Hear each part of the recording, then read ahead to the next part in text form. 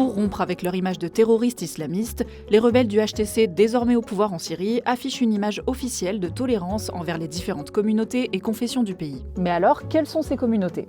Il n'y a pas de données récentes, d'autant que la Syrie a connu de grands déplacements de population durant la guerre. Mais voici un tableau tel qu'il était autour de 2016. D'un point de vue confessionnel, la grande majorité du pays est non seulement musulmane, mais aussi sunnite, le courant majoritaire de l'islam. Les sunnites représentent en effet 74% de la population.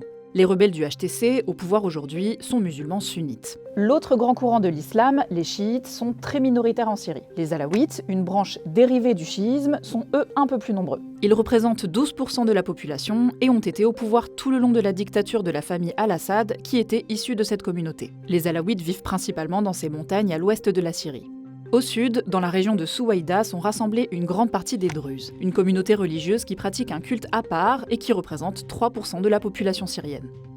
Le pays a aussi une communauté chrétienne assez importante et l'une des plus anciennes du monde. Répartie un peu partout sur le territoire, mais surtout dans les grandes villes, elle s'élevait à environ 8 à 10% de la population, mais une grande partie a fui le pays pendant la guerre.